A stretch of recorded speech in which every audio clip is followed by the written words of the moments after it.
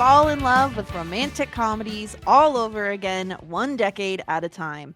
I'm Jess Darling, and of course, I am joined by my co host, who is more beautiful than Cinderella, who smells like pine needles, and has a face like sunshine, Stuart. Stuart, how are you? At least I am all those things when it's not coming out of me when like lava. Oh, God. Oh, I've got to get no. that quote out of the way. We Yeah, have to people address have it already and get turned it off the just done. podcast. Exactly. Setting the tone. That's it. That's where Done. the tone Safe is? space now.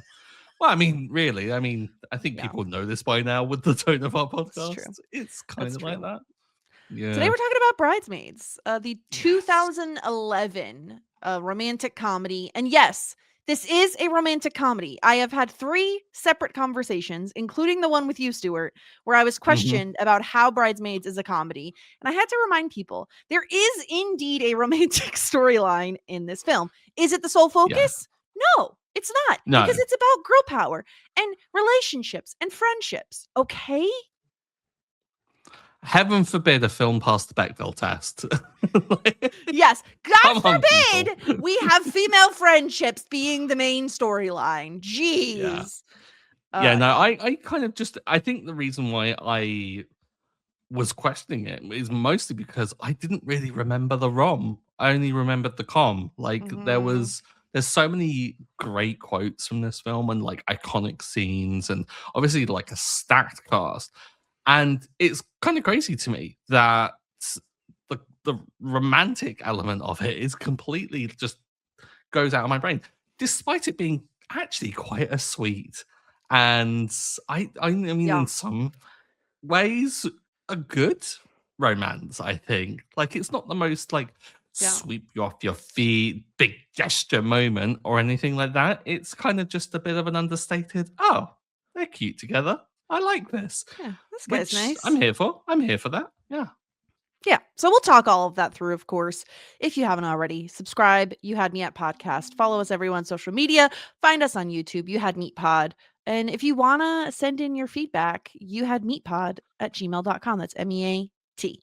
Now, before we dive too far into all of this, let's do a quick little recap at the top. For those who didn't rewatch the film, I know our friend of the podcast, Todd the Librarian, the cringe factor is too high for him. Understandably, I kind of figured that he is someone who's not a big fan of like the fart poop joke moment.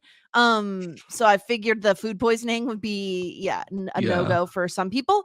But let's give a little recap at the top. Annie has been struggling since her bakery went out of business in the recession. She lives with terrible roommates, has a job she hates, and constantly resorts to casual sex with a self absorbed loser. She does, however, have a great childhood best friend in Lillian. But things change when Lillian gets engaged and Annie is asked to be the maid of honor. Annie meets Lillian's new friend, Helen, who is a fancy pants rich bitch, and they clash over their bid for Lillian's attention. Making matters worse is the fact that Annie can't afford an expensive bridesmaid's dress or a bachelorette party in Vegas, and she ruins both with unfortunate food poisoning and a bad combination of sleeping pills and alcohol. Lillian takes maid of honor duties off her plate and hands them over to Helen, and Annie continues to spiral downhill, getting fired from her job, kicked out of her apartment, and ruining her budding romance with Rhodes, an Irish cop who loves a baby carrot. Things come to a head at Lillian's bridal shower when Helen gifts Lil a trip to Paris, stealing an idea she got from Annie, of course. And Annie flips out, destroys a massive cookie, throws grass in the chocolate fountain, and screams about bleached assholes. Lillian uninvites her from the wedding, and thus their friendship is over until Helen can't find Lil on the morning of her wedding and enlists Annie to help. Turns out Lillian was overwhelmed by the extravagance of the wedding Helen has planned, and down to earth Annie is the only one who can help. The wedding is ridiculous. Say hello to Wilson Phillips. And Annie makes up with Rhodes, a cab, but still pretty cute. And of course, I'm sure we'll get into all of the rest of the bridesmaids in the bridal party and just how iconic all of them are. And that was Bridesmaids, Stuart. I think a pivotal film. I think it's one of those films that I think everyone likes. I don't know anyone that dislikes this film. Like, yeah, you can say that it's a one-time watch because of the cringe factor, and there is a lot of cringe in this, but it's so evocative of the comedy at the time. Like this is very reminiscent of like The Office in terms of the awkwardness and that, but also the just I think I don't know, just savagery with which people insult each other and have that Yeah. kind of like throwing barbs back and forth. I feel It like feels this like a is very typical, quintessential at the like, time. yeah, like SNL comedy where so much of it is improv. So many of these Hmm. comedians work together, so you could just sense that chemistry on screen. Really feels like they're like, okay, well, we're gonna put you in a situation. We'll give you a few lines, and then you all just take it from there. And I totally agree with you on the cringe comedy sort of like there are moments that feel they're intentionally trying to make you uncomfortable. For me, it's not so much the poops stuff. More so honestly, the worst cringy moment for me, I think, is the speeches at the Yep. engagement party. Kills me every time. It goes on for so long, especially when Annie starts speaking in Spanish. I'm like, please, someone make her stop. Tackle her. Tackle her. It's horrendous. I messaged you the other day and was like, I'm 23 minutes in and I've had to pause because I can't handle it. That was like on the second round of them like doing the competing like speeches back and forth. I then when I jumped back in after like bolstering my confidence and be like, no, you can do this, Stuart. I mean, you're a professional podcaster. You've got to. This is your job. It's not job, but you know what I mean. And I jumped back in. I was like, oh god, it goes on for even longer. Oh, Yeah. they're still. Oh my god, we haven't even got to the singing yet. This is The, s- terrible. the I singing is actually the worst, though. I It's hate it really bad. so much. Yeah. Oh, it. I mean, I shouldn't say this, but I will. Where I work, there's many people in senior leadership, and occasionally there is this kind of like dynamic, especially once when we merged companies together, where Mhm. one boss would give a speech and then another one would like chime in with their own speech as well. And we were in that kind of like, I experienced that in real life. And so it's, yeah, it's horrible to be there in the moment because you're just like, you find it amusing, but you can't laugh. And I'm like, Yeah, oh, especially because it also kind of gives the vibe. Honestly, any speech at, like, any event is always hit or miss, but it reminds me mhm, almost of, like, at a wedding when you have, like, the maid of honor speech, and it's filled with inside jokes, and it's like, "Stop! Because literally the only people who get these are the bride and groom, like, no one else knows what you're talking about." Like when, mhm, Roseburn, Helen calls him like yeah. Dudley or whatever the hell she calls Doug. It's just like, oh, sorry, inside joke. Like, shut up, Helen. We If get it, if your I was friends. Annie, I would also hate Helen. Helen Oh, yeah. is just so uppity and so full of herself. I would positively despise Helen. I would not be able to help it. Oh, I can't. Yeah, Yeah, like, she just exhibits so much just rich, mean girl energy, but it comes with this, "Oh, I've grown up, I'm no longer a mean girl."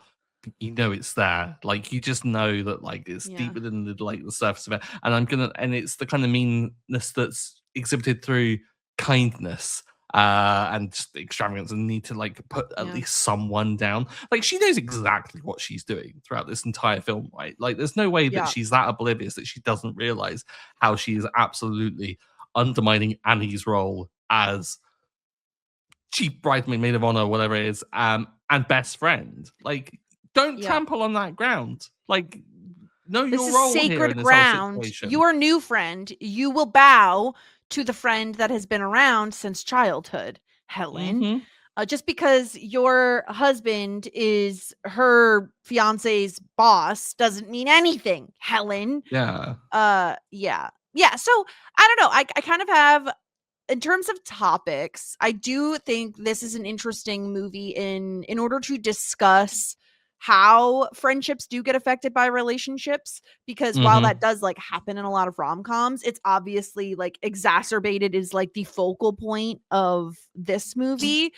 Obviously money coming into play, like the financial aspect of everything, but like this is a real thing, man. Like, there are so many times in my life I can think of. A lot of times when I was much younger, like, I'm talking high school, college age, where your friend gets into a relationship and they just disappear. It is like Mm-hmm. you can't get a hold of them anymore. They're completely sucked into what feels like a new world. I think it's interesting that these women are, I mean, maybe late 30s. I don't know exactly how old they're supposed to be, but that's probably where I would put it. They talk about Annie's 30th birthday at one point, so we know they're older, over than 30, over Mm-hmm. 30. Um in this case, it's as a result of getting engaged and having to plan this like lavish wedding, but I find it to be a much more younger person thing, where Yeah. you tend to lose your identity in a relationship more so, just maybe because you just don't have a fully formed personality yet, you know? I feel like it's almost like something that everyone has to do, a bit of a rite of passage in the sense of everyone's going to make that mistake of, oh, I'm infatuated with this person. I want to spend all my time with them because, like, that's the key focus of my life. And then you neglect other aspects of your life, whether it be friendships, work, like school, or whatever it is. And then whether that relationship comes to an end or whether it's you just have something that forces you to reconcile it, you kind of then come to realize, oh, balance is probably good for this and for my Yeah. well-being.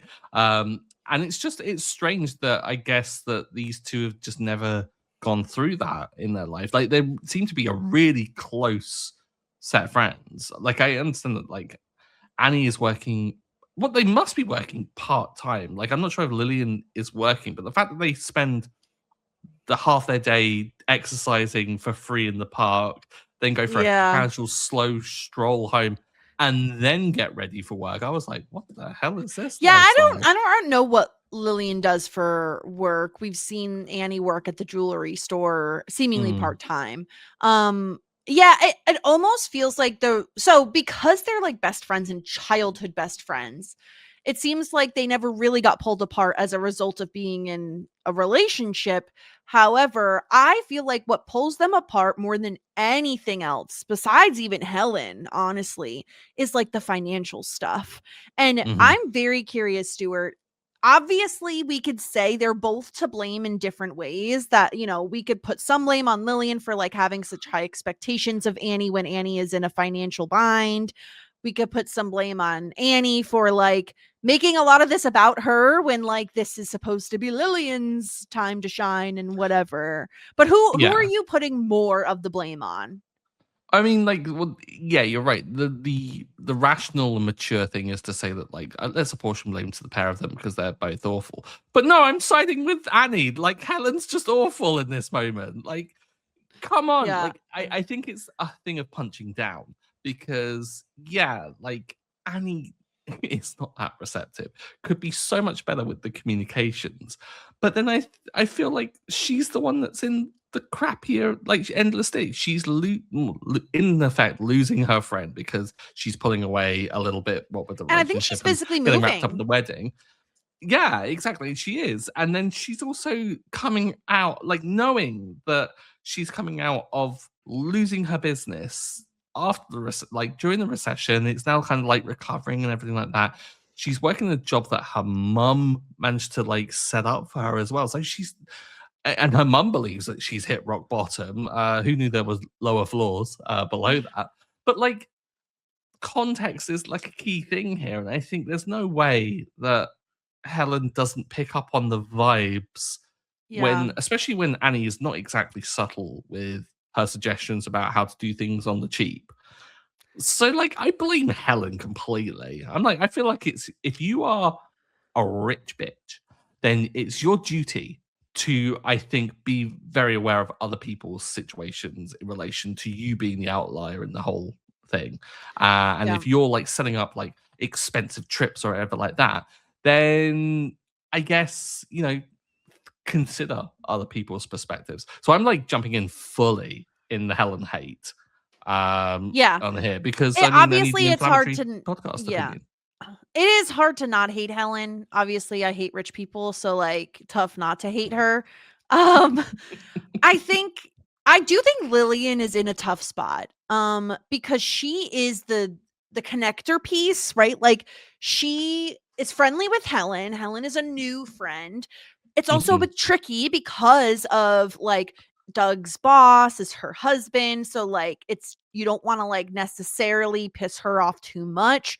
And on top of that, I mean, weddings are generally insanely expensive, literally anything to do with weddings, including bridesmaids' dresses, bachelorette parties, bridal showers, engagement parties, right? There's a lot of parties and a lot of expenses. And a lot of times that falls onto the bridal party to pay for. And I think Lillian probably wasn't thinking too much about that when she asked Annie to be the maid of honor. Um, I think she could have been better about like taking into account the fact that Annie is not making a lot of money right now. Like she's already struggling a little bit. So if it was me, if I'm Lillian, I'm suggesting like, okay, in terms of dresses, let's go to like David's bridal or something. Like let's not, put it on the bridesmaids to pick the location because that could cause issues.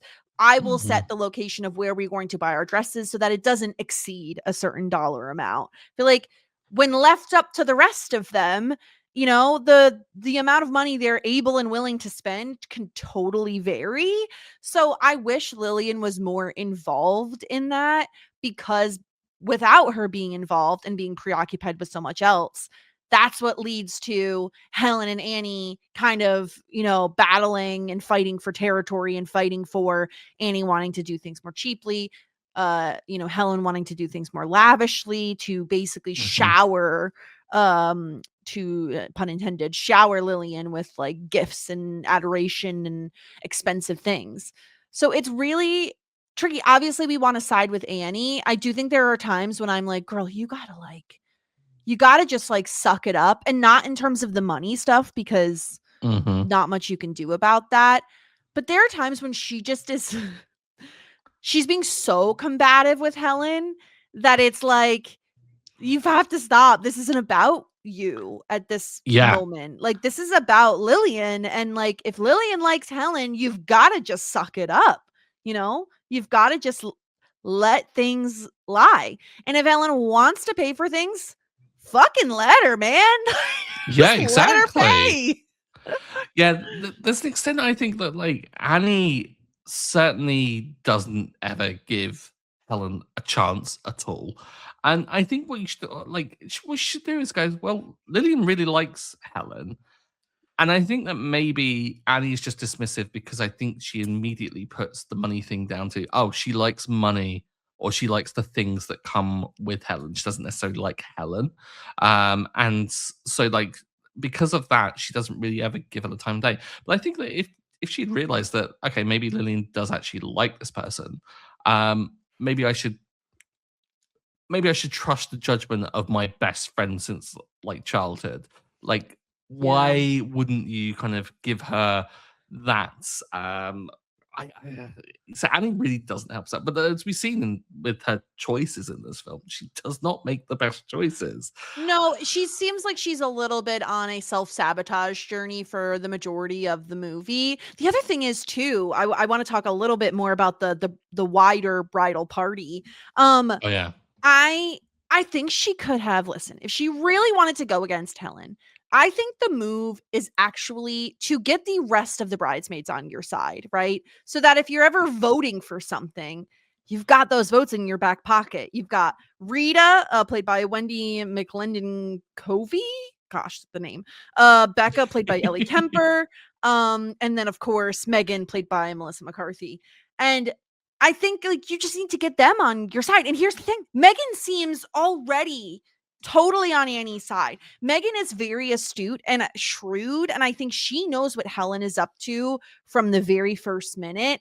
And let's face it, of all of the bridal party, I feel like beyond Lillian and Annie, I feel like Megan is the one that fits in best with those two as a pairing, in that she is just like, she will say anything. Like, she will do anything. She is just crazy enough, you know? I Hmm. feel like she fits in well. I just wish they would, like Megan says, like, I'm here. I'm your friend. You could have called me and you didn't, you know?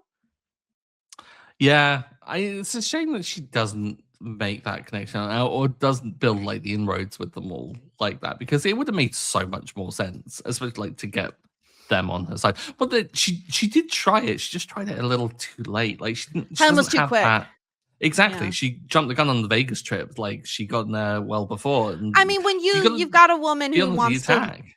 yeah, you have a woman in Rita who's like, I live with all boys. I need to leave, please. Like, I hate my husband. We, oh, do you have sex? We have sex all the time, but we haven't kissed in years. It's like, what?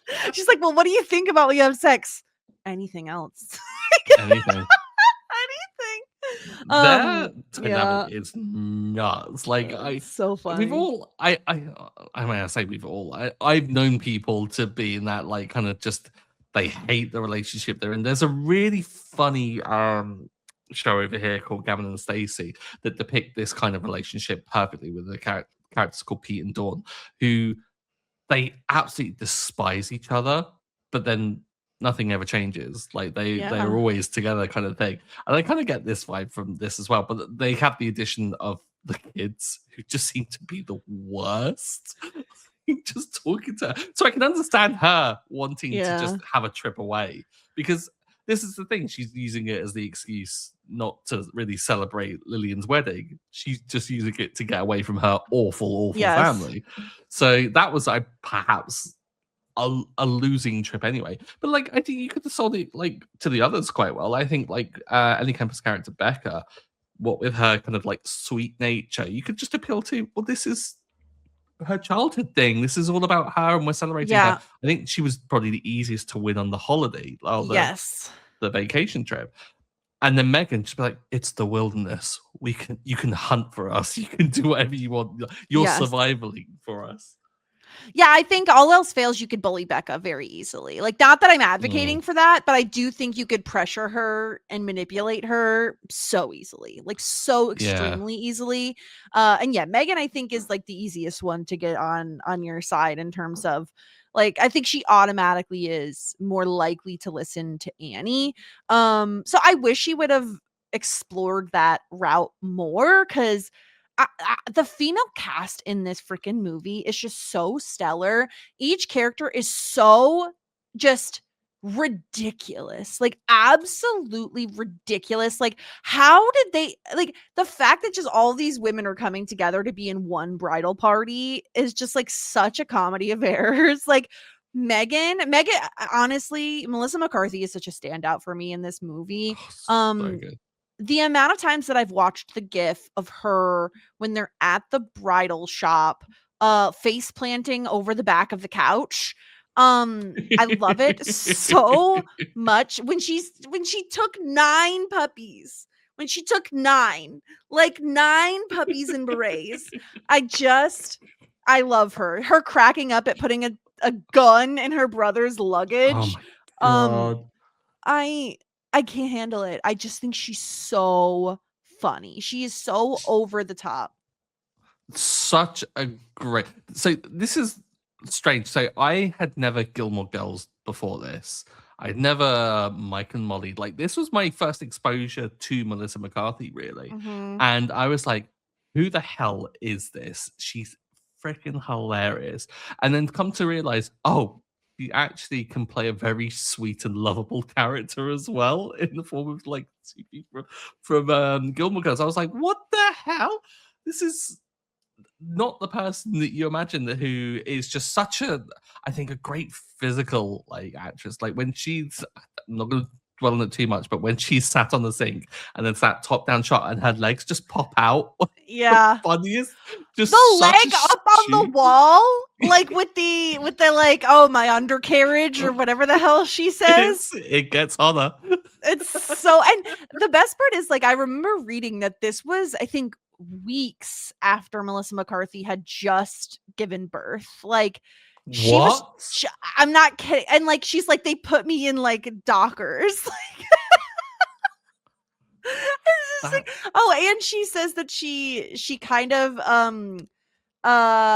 based the look of Megan on Guy Fieri. Yeah, I can see that. The shirt and So the hat. funny. Yeah, oh my god. Yeah. I Yeah. just the whole when there's just certain reactions like Melissa McCarthy does angry so well in a funny way.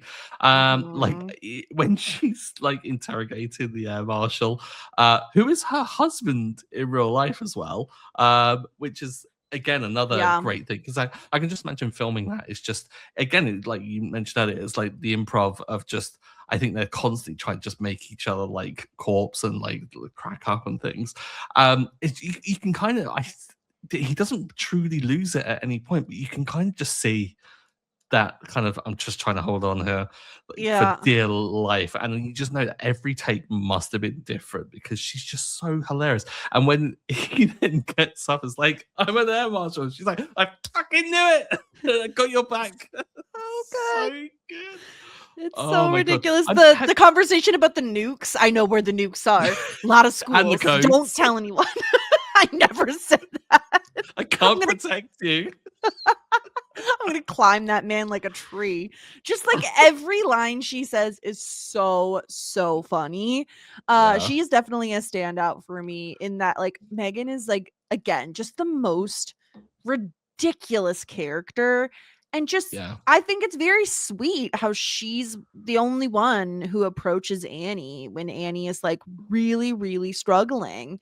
Which I mean tracks like Lillian's planning a freaking wedding, and like, yes, you can plan a wedding and not have it be all consuming. The problem is the type of wedding that Lillian is having is all consuming. And probably because Helen is planning it, it seems like. But yeah, the girl gang moments in this movie are just incredible. Truly Yeah. just is so magnificent. I think the fact is that you've got like a character like Megan, who ordinarily in these kind of films would be very one dimensional, but she's not. She's got like other facets to her, and she's like considered to be a complex human being. Who'd have thought? Shockingly, written by women. Who would have thought that would have been the case, right? It's Mhm. outrageous. But I like the fact that it isn't just this like one-dimensional comedy character. It does make sense. And it just adds to this feeling of okay, these are real people, and this as absurd as it is kind of just more believable, which endears you more to them. It's a great way of like building an affection for this entire group of really, if I were to meet these people, I'd hate a lot of them. Like Megan, I would just, Oh yeah. oh, I couldn't deal with her in real life. But watching it on the film, I'm just like, yeah, utterly hilarious. Yeah. She's Just made better. incredible. Just Melissa McCarthy is just yeah, knocked it out of the park. Have you ever seen the bloopers from This Is 40 with her, Paul Rudd, and I can never remember her name. But yeah, she's just basically on a rant against this woman called Jill. Like they're pulled into, I think it's like a principal's office to talk about like some kids or something like that. Yes, And she's like, I've seen like a TikTok of these or something. I will Yes. kick you in your leg bone. Everyone hates you. You're fucking Bob. Like it's so good. And you've got Paul Rudd just creasing up in the background, and they just keep rolling with it. It's why a load of these films are just done like that. In that they set up the scene and they go right. Here's the script, loosely follow it and kind of like Yes. see how it goes. But I love to see how the sausage is made with those films because they're so much better than bloopers. I mean, I guess it is a blooper because they are messing it up, but just seeing how it changes from what you do actually see Yeah. is fascinating to me. Yeah. No, and you're right because of the nature of the fact that so many of these people are just like incredible improvers. Like Mhm. you want to see the scenes that they didn't choose. Like I know specifically the jewelry store scene is actually like incredibly long and they cut so much of it. But they're like the amount of back and forth that was cut it just must have been glorious. Yeah, Uh but I think as well the cut away from that, like when Annie delivers the final line of a word I'm surely not allowed to say on this podcast, and then just her getting like a immediately dismissal fired. was just so brilliant. And it's like, yeah, Yeah. don't tell my mum, let me tell my mum. And he's like, I already told her. And it's like, "What? Really?" Yeah. Um, The the bit of her mom also going to AA when she's not an alcoholic, and then just never ever recognizing the sanctity of the anonymous in Alcoholics Anonymous is so good. She recognizes the guy at the end and goes, "Hey, I see you in AA." It's like, Stop it. yeah, it Yeah, worked Bill out. It Cosby. worked out. Yeah, with a Oh, Z. Yeah, so good. God. It's so funny. Okay, I guess we should probably talk about the romance I in this movie, I guess. guess. Between Annie and Rhodes, who's a cop, an Irish cop. Apparently he was supposed to have an American accent, but everyone loved his Irish accent so much. They're like, you gotta keep it. You gotta keep it. Yeah, what do you Nothing think to do with the fact that he couldn't do an of American probably accent. probably gonna do one. What do you think of Rhodes as a romantic lead? It's odd.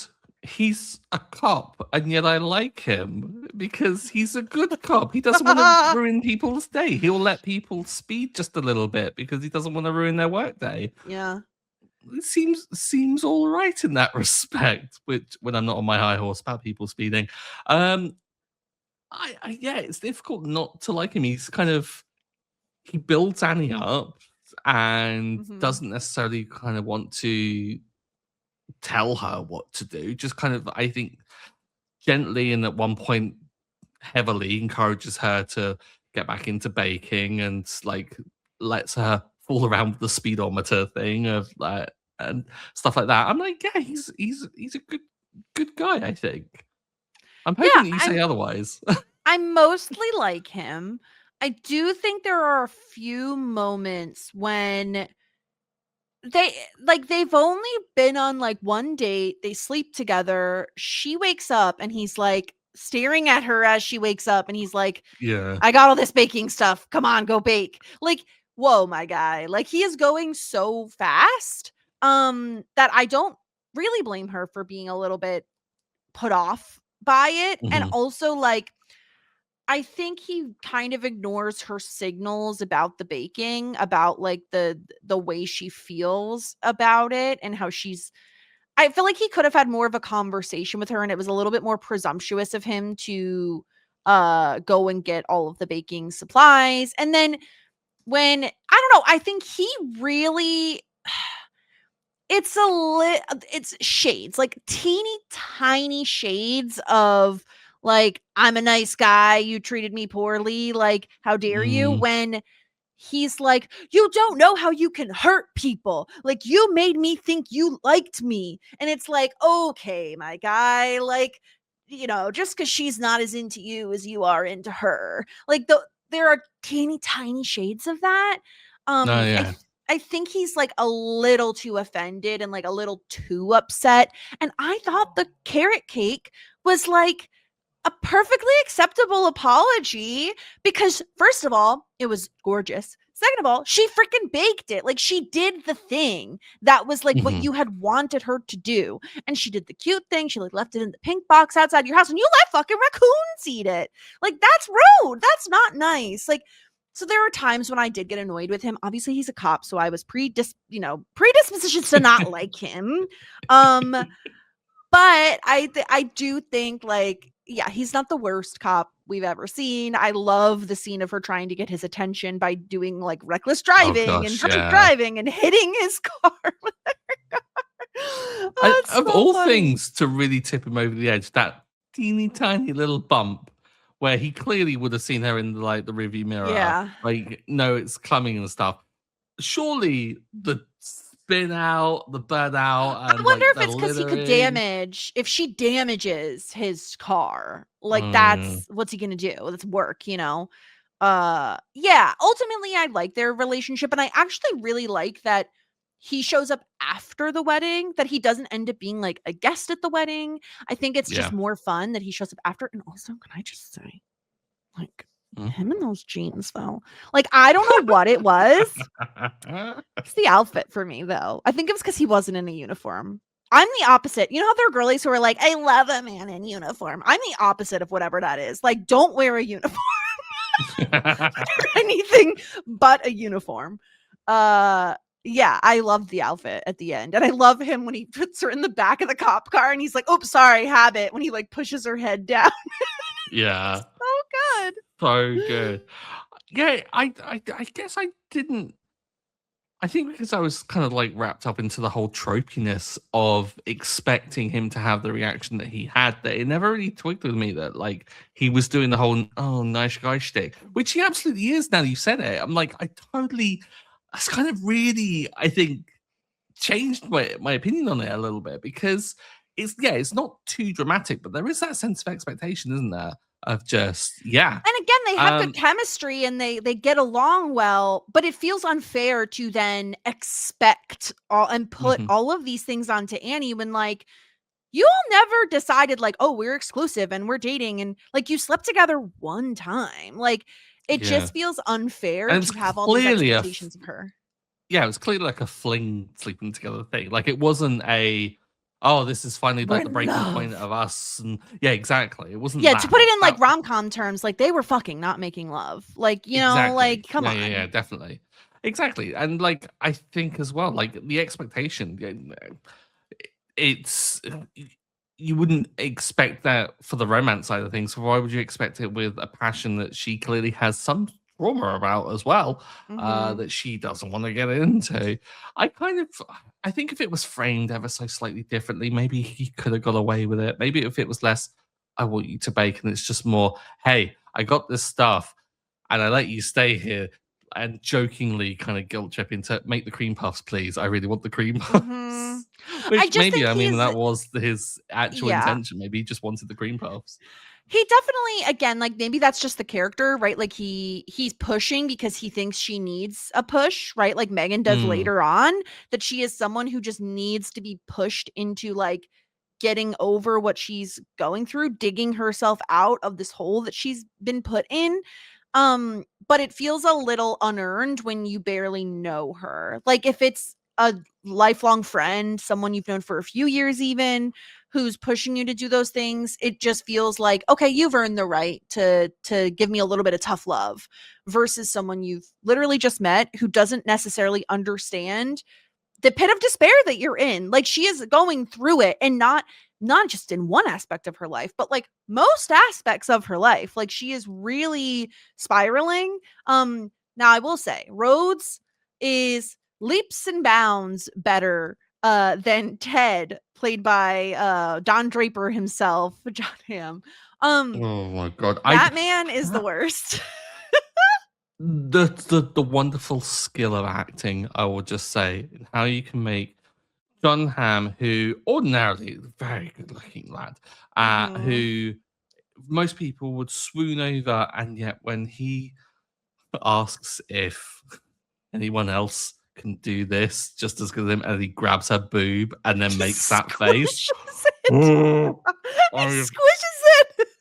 we say about the speeches being the cringe thing. I think that was nearly enough. Like, had Yeah. I not said to myself, I need to watch this, I think that would have been another pause and walk away from the It's TV interesting to moment. have that as the first scene is between the two of them is so interesting because like Hmm. it's so first of all, the sex is like so awkward and weird With and like her legs obvious, are like all on over per the her legs place. are just flying around. And then him like giggling, like and the like, oh, this is so awkward. Like I want you to leave, but I don't know how to ask you to. Like, oh, Mm. it's so uncomfortable. He's so good at it. It's so funny. I love what felt very real was the get together between Annie and Lillian at like breakfast after the fact, and them kind of breaking down how like she's like, "Oh, you slept with him, didn't you? Like you slept over." And she's like, "Yeah." She's like, "He kept putting it near my face." Like, it's They like do that, don't they? and somebody's like the eye, like it was looking at me.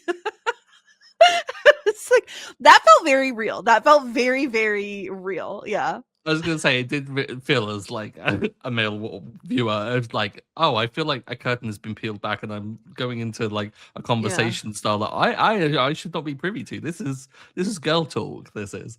Yeah. Yeah, it's he's very funny. But so yeah, Rhodes is like so much better than Ted, obviously. That is a Yeah. very low bar to clear. But I do But think yet Rhodes she is like, calls him. She calls him. That's just, yeah, oh, it's so girl, call an unforgivable. Uber. I Exactly. don't care how Have much debt some you have to get into. self-respect. She has Like, none. like even if she's got none, her mum is still available. Like, Yeah. Lillian, oh, maybe not Lillian, but Megan, like, like there's a lot of yeah, people you could call. exactly. Yeah. Oh, Yeah, it's it's just bad. sad. But things work out. They do get together in the end. And it is really cute. Again, like the pickup at the wedding I think is really just adorable. I like them as a couple for the most part. Again, that's not really the focal point of the film. But I do think they make a cute couple and they have like a cute back and forth. So yeah, I don't know. I guess I'm pro Rhodes. There are things I'm not too keen on, but anything else before Profession we deemed the first. yeah, it's not my Although fault. Like he's a cop. He's a is he a cop. proper cop? Like he's a was I've never understood this. He's a state trooper. Is that just cop by a different name? Yeah. Traffic There's cop. different types of cops. So Yeah. there's like, like your sheriff, sort of a like towny sort of a cop. State troopers are the real dickheads, in my opinion. They're generally the ones like if you are driving on like a highway, like you don't want to get pulled over by a state trooper because they're generally not gonna let you go. Like they're not gonna give you a warning and let you go away. The state troopers are the ones that I never want to get pulled over by. Each town then also would have like its own set of cops, and depending on where you live, could be better or worse. Specifically where I live, the cops are known to be like complete dickheads Oh. because I live in suburbia and nothing ever happens here, so they have nothing better to do Oh than pull God. you over for very minor infractions. So yeah, it depends on where you live, but a state trooper is more so like, okay, you're on a major highway, and so they can pull you over anywhere in the state versus there's not, you don't have jurisdiction. Like once that cop leaves a specific like county or town, they couldn't pull someone over theoretically because they don't have That's jurisdiction. It's so dumb, Stuart. I needlessly don't. complex and dumb. Yeah, Yeah. yeah. Maybe we should, I don't know, defund the police. Anyway, I can't. I can't. Don't get me started. Don't get me started. Okay, you got me started. There are just so many situations in which we should be sending social workers, not cops. But anyway, Yeah. just saying, Hmm. ACAB. But overall, I do tend to like Rhodes. I think he's like a nice enough guy. I just confused me though. I'm like, he's very Irish. Like, how did he Yeah. become a cop? Like, what is he? I guess he's a citizen. He says he's a citizen. He's Uh, he's he's yeah. Irish and a cop, and he doesn't live in Boston. What the hell is going on What's with this happening? film Yeah, he lives crew? in Like this fucking is Milwaukee. What is going on? The only film I know that takes place Milwaukee. in Milwaukee. Uh, yeah, yeah. What was? Oh, do you subscribe to the ugly carrot theory? Have you heard this? I'd never heard of it until this film. Yeah. And I am very much a nanny in the situation. I'm very, ooh, no, I'll get like away from cut the me. ugly part off if I Yeah, get the yeah. ugly carrot because it's Try and just reduce weird. the amount of waste like altogether. Like if it's just got a bit of like I don't know, it's been in the back of the fridge and it's got like a bit frosty or whatever like that. Just like Yeah, scrape that shit off. But yeah. that one looked petrified. It was white You don't eat the ugly and carrot.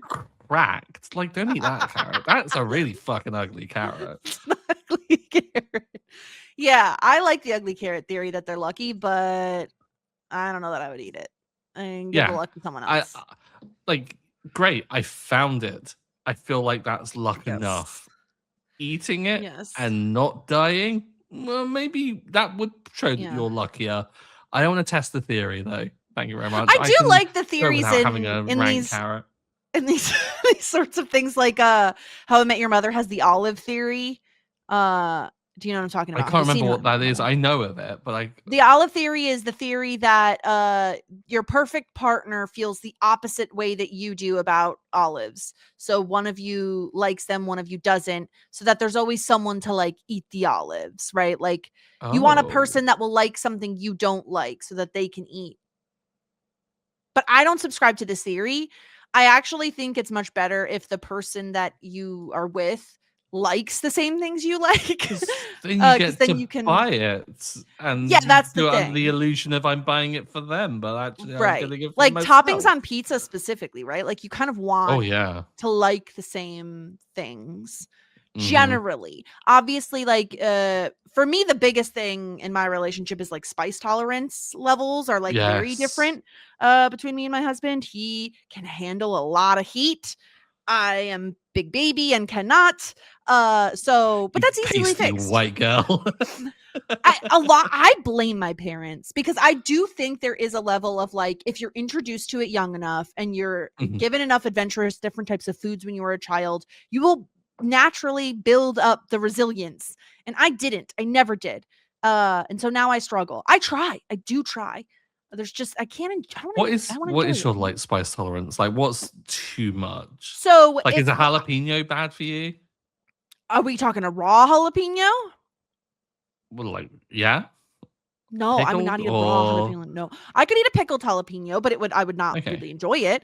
I let's see this. If I'm ordering buffalo wings, right? If you're ordering a wing here in the States, you usually will order like mild, medium, hot. Sometimes there's a Mm. higher level beyond hot, but like mild, medium, hot.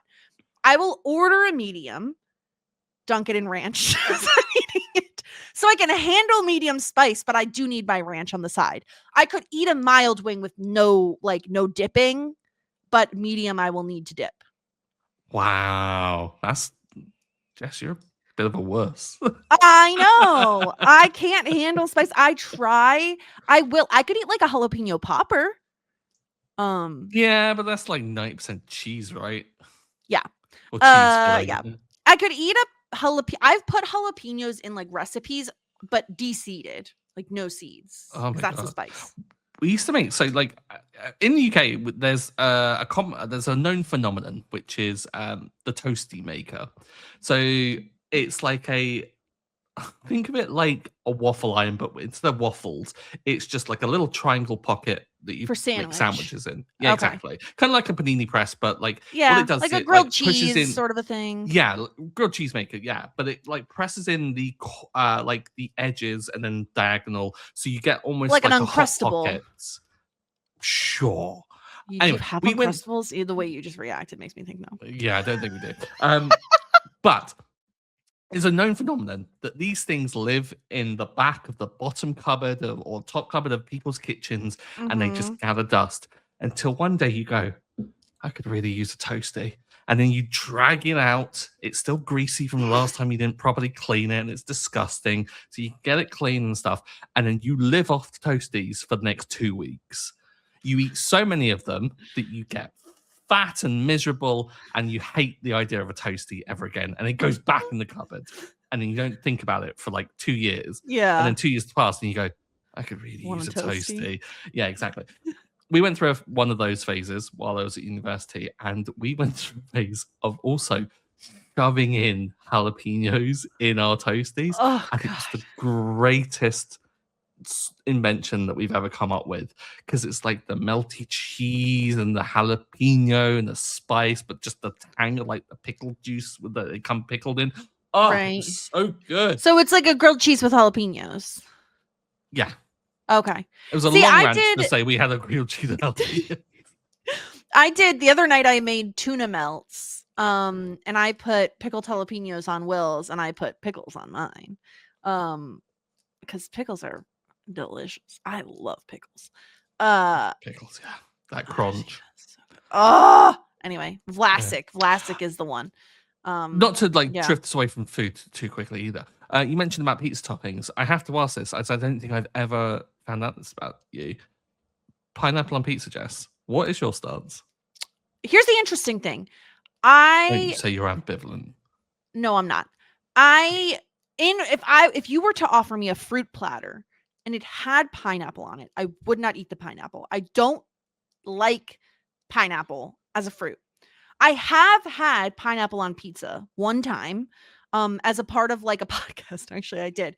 I had a Hawaiian pizza, so ham and pineapple and whatever Yeah. even else is on that. Maybe that's it. And I thought it was okay. I thought it was fine. I don't really like tropical fruit, so I don't like pineapple. So I wouldn't order it just because I don't I don't like pineapple. Which I know is weird. Horrendous. Most people love pineapple, but it's gross. I don't like it. For long-time listeners to these podcasts, you'll know the bit. My role is available. I now quit and am replaceable. This is outrageous. I hate pineapple on pizza. I think it's abhorrent and should never be done. Yeah.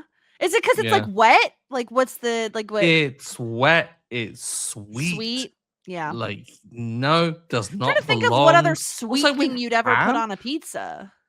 Like, okay, I can understand hot honey. Hot honey making like pizza sweet, but what's usually good about that is it's counterbalanced with a bit of like spice or whatever, which makes the sweetness, I think, justified. Yeah. With a Hawaiian pizza, it's just bland ham, so it's like salt, and like you get the salt and sweet, but it's just not enough. Yeah.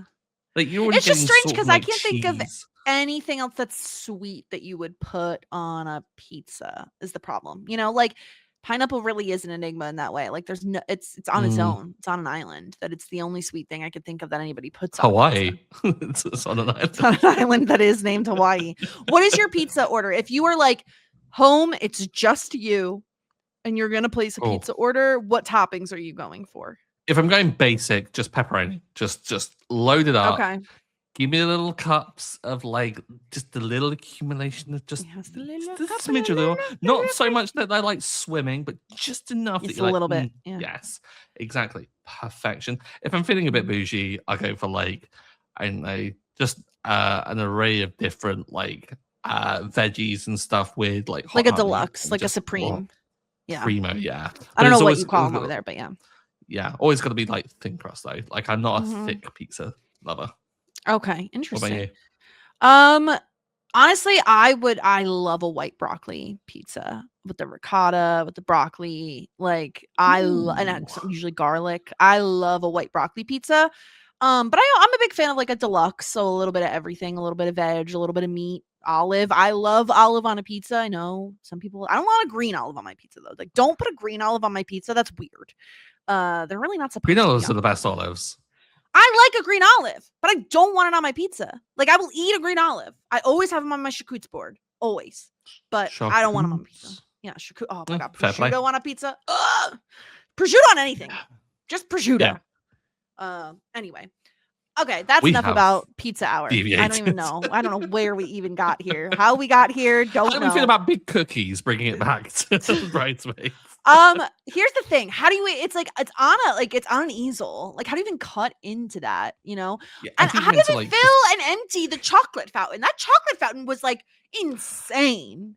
I disagree with the concept of chocolate fountains totally, because it's just recycled chocolate, and like you know that some toddler's gone in there and I'm like, no, thank you. I do not want. And also to make it like thinner and stuff, oftentimes it's like it's like cut as if it's like drugs, but it's cut with like oil, and so it's just this greasy like chocolate and stuff that's filled with kid saliva and whatever other like stuff. No, thank you. Don't want it. Yeah, it's kind of like fondue is a little strange to me sometimes when I think too much about it, you know. But that's usually it's fondue is fantastic. It's weird when you think about it. It's a singular vessel of just molten cheese. As long as it's like just you and like one other person, though. Yeah. Because like double dippers and triple, I know those people are out there. Like they're triple dipping. Yeah. Double dipping is just abhorrent. You can't do it unless like I could double dip if I'm sharing with my husband, because like he's been near my mouth. Like it's fine. They do that. They do that sometimes. But like I'm just saying, you know what I mean? Like we've kissed. It's cool, guys. Exactly. Just the once on our wedding day, and that was it. Okay. That was it. Yeah. Time. Okay, let's get to this podcast. It's just as crazy as the movie. I told you. At the very beginning, I was like, we have to set the tone. We definitely did. Let's talk about You Had Me At, which is our most romantic moment or best grand gesture of the film. And there aren't a ton. No. I was trying to think about this before, and like the cake, the I'm sorry carrot cake feels like a romantic moment / grand gesture. I guess we could put the like I bought all this baking supplies for you to bake with, but like it's a little pushy for me to want to classify it as romantic. showing up at the wedding after. Like, what honestly, Helen buying the trip for Lillian to go to Paris is the most romantic. I mean, it's certainly the grandest gesture. Yeah. I mean, no, I kind of feel like I might give myself a bit of a pass on it and say that I'm going to go with one that I don't think is necessarily a grand gesture for the romantic side. I think more just the friendship side. Mm-hmm. In the dedication to try and get Rhoda's attention in the car and just the back and forth. I think that was like a big gesture. She could have got herself in a fair bit of trouble. It was Yeah. hilarious in how she did it. So I'm going to say like that whole back and forth. Hey, I'm Yeah. topless. So funny. Who's driving this car? And they're both like laying back. Okay. Gosh. Yeah. Honestly, the biggest grand gesture is like it's not really a grand gesture though. Annie I loved the little sentimental memory box thing that she gave Lillian. I thought that was like so sweet and better than a stupid trip to Paris, Helen. Yeah. But I'm gonna go with the carrot cake. I thought the carrot cake was like both adorable, fit into what she was trying to do, and looked. I love a carrot cake. Okay, carrot cake is a good cake. It's a top tier cake. Like cream cheese frosting, are you kidding me? It has like all the good bits. It's very fall, which is like the best season. Come on. We ignore the other things that go into it to make it absolutely delicious, and we focus on the fact that there's carrot in it. I love carrot. Therefore, it's one of your 5 a day. Yeah, there you go. Ugly carrots. Yeah, I think that's again, this is not a huge there's not a ton of those sorts of grand gestures. It's not this type of a movie. But I think that's the one I'll choose. All right, next up is of course the meet cute or meet creep meter, baby. So we got to decide what tier this will fall in. We have soulmate status, green flags galore. We can fix them. ... Maybe. I'm getting the ick. And red flag city. Why are you laughing? What did I do? I'm laughing because I've just seen The Holiday and been reminded about it. I went away on a trip and me and my friends got talking about it. My friend had watched it again recently, and they, having not listened to this podcast, were like, yeah, and he just randomly kisses her eye, and I creased up laughing. I was like, yeah. Yes, it's so weird. I haven't stopped thinking about how freaking weird it is. So weird. Also, can I tell you, I watched half of, just because it reminds me, because British and Christmas, I guess. I watched half of Love Actually while I was wrapping Christmas presents, and I love that movie so much. That's all. It's so bad in some parts, but it's just so good. Yeah, Love Actually is such a strange film in the sense that it is so objectively awful at times. Like, almost every romance you're rooting against. Like, yeah, exactly. They're like, if we were putting it on here, red flag city, 100%. For pretty much every, I mean, if they're not like, okay, this is your boss, this is your boss again, like you're cheating on your wife, like there's so many bad things. Oh my god! It's such a good movie. Unless it's Colin Frizzle getting an American, like, he's got a massive dong or whatever he says. Have you seen the TikToks of there's a family that like watches Love Actually every year, and they dress up as like random things from the movie or like random background characters. No. So there's like every year they'll do it, and like one of them wore a giant inflatable penis, and they said they were Colin's like Wang or whatever. And there was one who massive dong. it is massive dong. That's it. There is a couple that's rootable. Actually, there is a couple. It's the porno couple. I root for them every time. You don't remember the porno couple? Yeah, I'm just trying to think if there is a red flag there, but no, there isn't. When they kiss on the stoop and then he like jumps off and he celebrates, it's like so sweet. Yeah, but anyway, they dress up, and there was like I'm the second lobster. There were two lobsters present at the birth of Jesus. So good. Anyway, back to Bridesmaids yet again. Again, so this one is rough because I was thinking, well, really, I think Yeah, because there are red flags. So I A think couple, yeah. it has to be acknowledged. But it's not terrible. Like it's nothing No, to the no, degree of Love Actually, certainly, if we're going to right, and use it that as a also it test. feels a bit like I don't know that we could call them soulmates, even regardless of the issues. They like Yeah, they're not together enough for us to really judge like, okay, they're soulmates, they can make it work. I feel like him being a cop automatically like knocks him down a tier no matter what tier we start in. Can you imagine if we had cops that listen to this? I really don't think we do. But I if we don't think did, that's our demo. I really don't. can you imagine? If you're a cop, please The write best in. part is that I just have so many family members that are cops. Just like this is so if you count correctional officers, which I do, if you count them as cops. Do you call them correctional officers over there? Do you know? I'm Do you know guessing. what I'm talking about? Do you mean like people that work in prisons? Prison guards, yeah. Yeah. Yeah. Yeah. We don't call them Um correctional officers, but we have them. We don't yeah. just Then let our we prisons run let's just call riot. them what they are. They're cops working in a jail, you know. Caps. Caps. I feel like my inclination is like a we can fix them maybe bordering on green flags galore, but I feel like they're not together long enough or for enough of the film to put them in green flags galore. That's what I'm thinking because it's like I think that there's certainly things that we can fix. We can just say to Chris O'Dowd, tone it down a little bit, like Rhodes, Yeah. stop being Quit this your job. stop being creepy, quit your job kind of thing. But then are these two really gonna be a good match for each other long term? Hard to Like tell. is he just a rational voice that she needs to hear? They did have good chemistry. Like they definitely had good They did. chemistry. They They did seem like they flirt had very well. fun. Yeah, they have Yeah. good flirt, good banter, good chat, as they say. Good Um, chat. they do. They say good chat.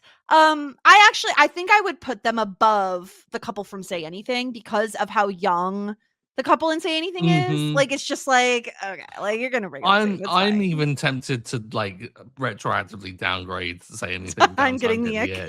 egg because It I would mean we make talk about our kissing the eye because like the kissing in the back of the so car.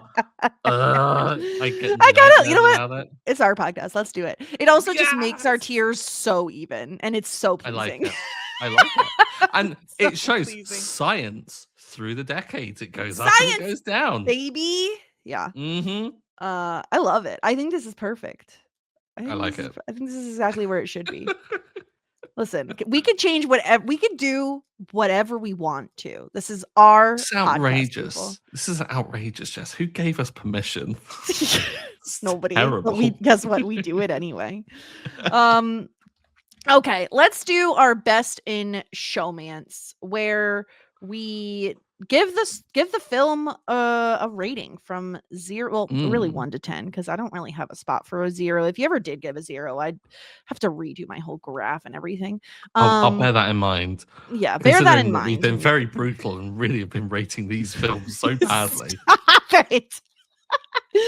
So, to recap so far, for Say Anything, you gave it a 6.5. I gave it a 7. 10 Things I Hate About You, you gave it a 9. I gave it a 9.5. And our biggest disagreement thus far was The Holiday, which you had at a 7, and I gave a whopping 9 points to because I Mm. liked it. That's it. That's the only reason I liked it. So, before we Yeah. get into where Bridesmaids goes, since it's our podcast, we could do what we like. Oh, I'm going to shit. invoke what we talked about pre-pod, which is I would like to take Say Anything down to a 5.5, and I would like to put The Holiday down to a 6. Okay. Because I was so generous with those, and I totally shouldn't have been. Okay. So we got Say Anything at a 5.5 and The Holiday at a 6. Is that what you wanted? Yes. Okay, I'm making it happen live on the podcast Oh my right god. now. She's an editing pro if she Oh, can no, select the right bar. Leave me alone. No one saw that. Okay, no one saw it. Okay, This is why you all tune right. into YouTube, people. You get to enjoy me shaming Jess. It's not easy but- to do on the fly. Now there's an even bigger gap. Whooshkies. Okay. But when it It's comes to fine. Bridesmaids, Mhm. again, I'm like, what are we actually ranking here? Like, are we talking about just overall how good this film is, or Overall are we ranking enjoyment. it in the context of it being a rom com? Because I'm like, great com. Like if it was a com, I would actually put this up as Right. like a high 8, maybe a 9.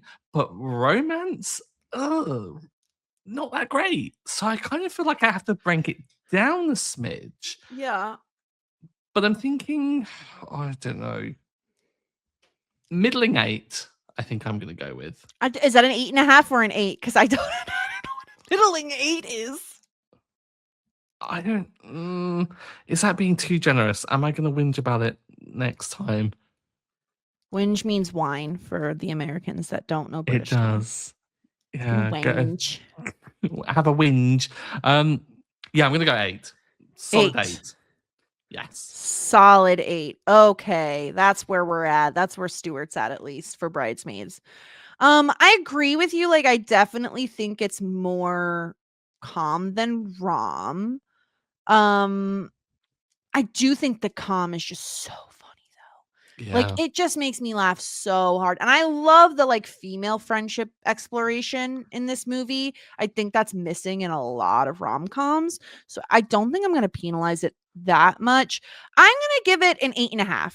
I Nice. really like this movie. There are some like cringy moments that I think like are difficult to watch, but I overall really do love this movie. So yeah, that's what I'm gonna give it. I will adjust the color. Pay no attention that this is blue. Yeah, I'm gonna I give think it. as I'm gonna well. get an 8.5. Yeah, I think it's like I feel like you can't really score badly this film because of like it's almost like its impact as well. Like the "I'm poor" gif is so I'm often poor. used. Like there's just so many great quotes. What are you, an Like appliance? So good. okay, stove. Like this just some belter lines. And yeah, like rom or com, like it's still just a great film. A little long. It's a little long. It's It's surprisingly over a the little two long. hour 2 hour mark. I mean, you could cut out her mum. I'm just saying, what did she Why are really you add? trying to do? Why are you trying to cut things from movies constantly? Her mom What is can hysterical. You want to cut out the woman who can't understand that anonymous means anonymous? No, she's so funny. okay, I'll do your compromise. Keep the mum. Drop who we haven't talked about in this entire film: Rebel Wilson and Matt Lucas, Yeah, we the, could. the We could. weird We could. roommates. What is the point of them?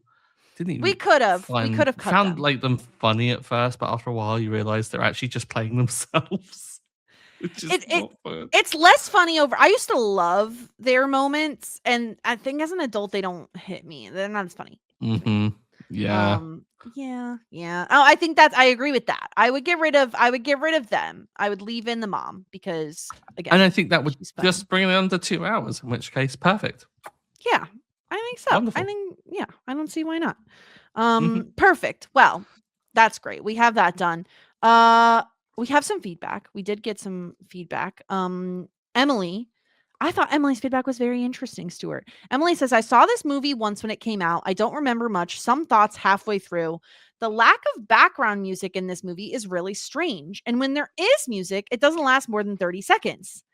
Just like I wonder if like it's the improv aspect of it that they didn't use a lot of Yes. music, you know? I didn't maybe they blew all the budget on the cameo at the end. Could have been. That's Could have like been. technically music budget, Yeah, maybe. freaking Wilson Phillips.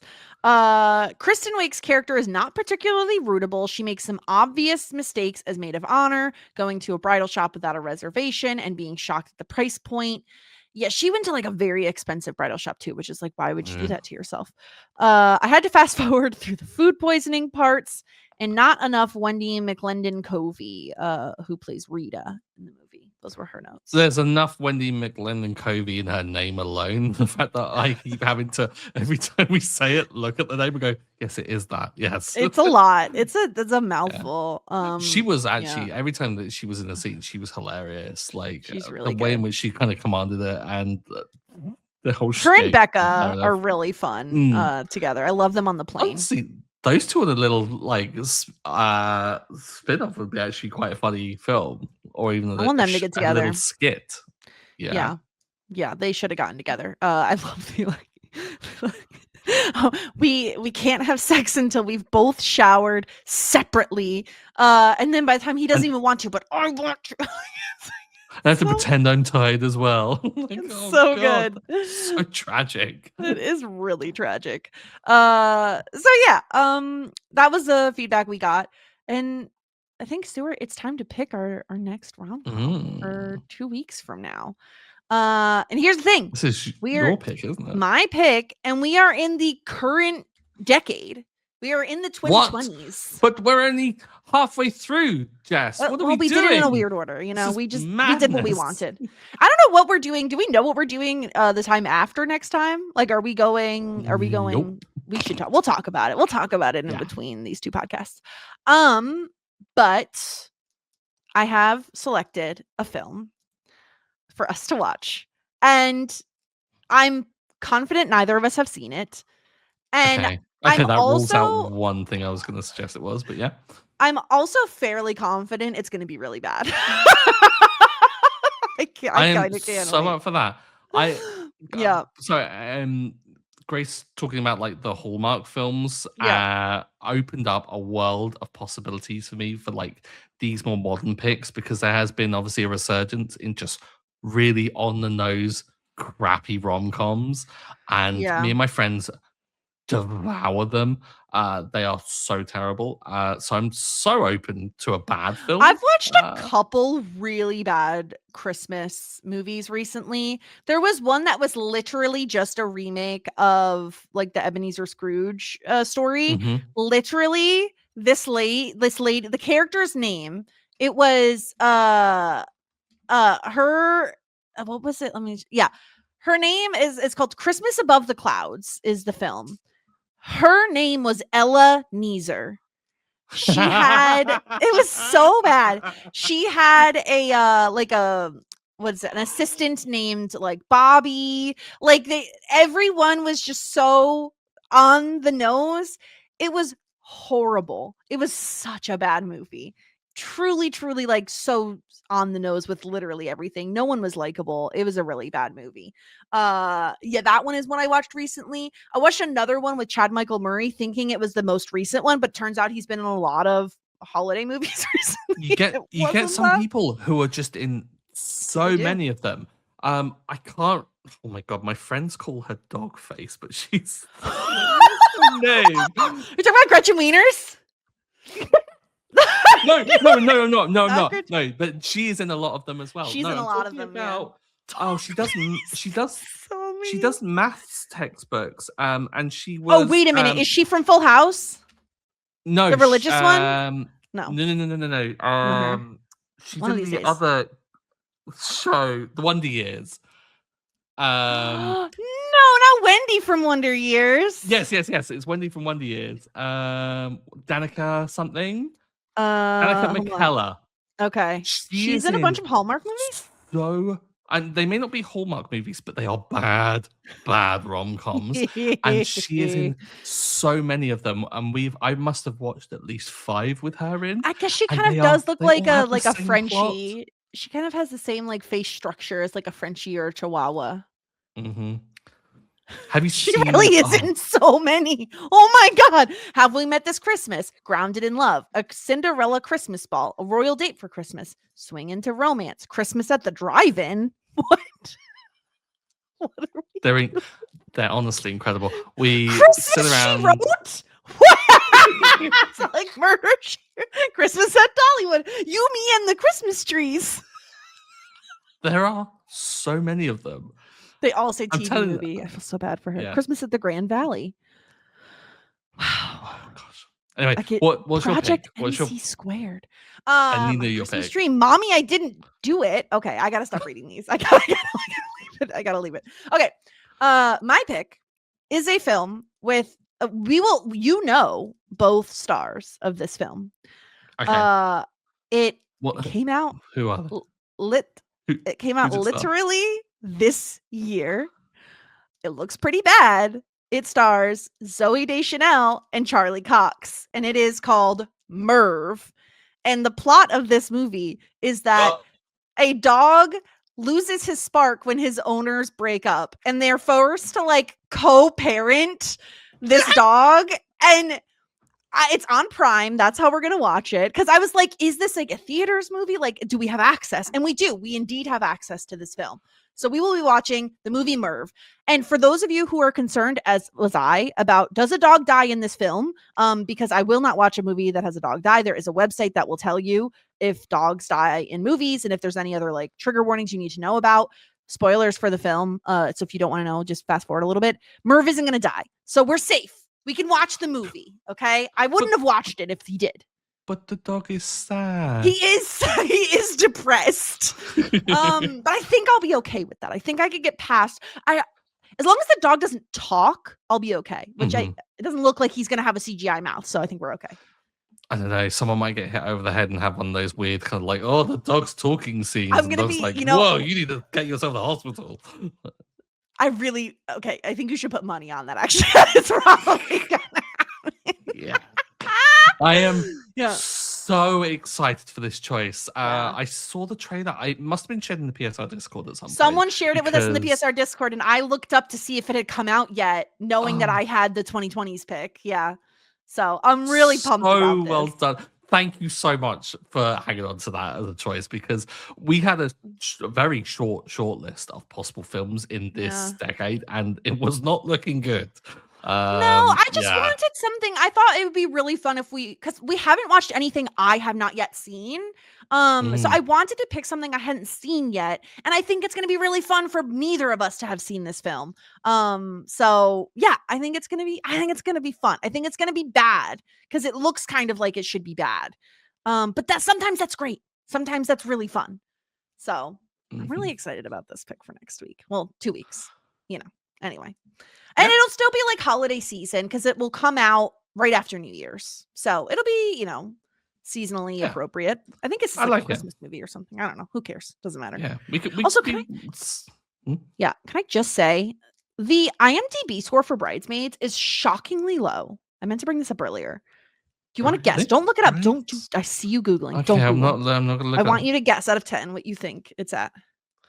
Well, if it's shockingly low, it's not as bad as a 6, is it? It's a 6.8. That's terribly low for something That's that what is I think. I think People love it. Really. Yeah. I want to see one of those breakdowns. Okay, in the US it's a 7.2. Yeah, it's the UK that's dragging it down. We give it a 6. Tell your people to get it together. Yeah, blame Sweden. Sweden 6.5. Sweden, get it together. Yeah, get your shit together, Sweden. Yeah, Sweden, make me come over there. You don't want me to come over there. Anyway, it's really low. Also, to give us some scores here, I averaged our current scores. Wait, did you changed your say anything to a 6 and your holiday to a 6.5, right? Yes. Yes. No. Yes. 5.5 and 5.5 and a 6. Okay, I have to adjust this. Hold on. 5.5 and a 6. Okay. On average, you have a score of 7.13 for the 4 films we've watched. I have a score of an 8.5. I think we're living up to what we thought the podcast should be, which is that you're more of like the Scrooge McDuck, the cynical one. I am more of love. I hate Uncle Jamie. Exactly. Perfect. That's where we're at currently. I'm okay. So yeah, 2 weeks from now, Merv, everyone go. What a name, Merv. Who names a dog Merv? Seriously, what's wrong with you? Yeah, Merv. So go check it out. I guess it's on Prime, so that's where I'll be watching it. Anything else, Stuart? Anything else going on? Anything else we need to talk about? Was on Crying Love. I think it should be out by the time this comes out. Joining Grace talking about Black Swan, which was very drastically different from Bridesmaids. Nice to have Bridesmaids to bounce back onto and hear me up a little bit. Other than that, just the usual. Get me out on socials at Stuart Drinks Tea. And send in any feedback to us at podcast. You had me at podcast, or you had me at pod at gmail.com. Yeah. What about you, Jess? Similarly, you can also hear me on Crying Laughing talking about Mad Men very recently. I subbed in for Ariel, so I chatted with Dr. Amanda all about Mad Men, and that show is just what a weird thing to be watching Don Draper in this movie. Just Mhm. very, very different. And then of course, as always, covering Buffy over on Shit 90 Shows taught me. So check me out there. But yeah, I don't Amazing. know. Anyway, and over an hour. I think we need to wrap this up quite rapidly because there's a colonial woman on the wing. Jess. Oh my god, she's churning butter! Let's go!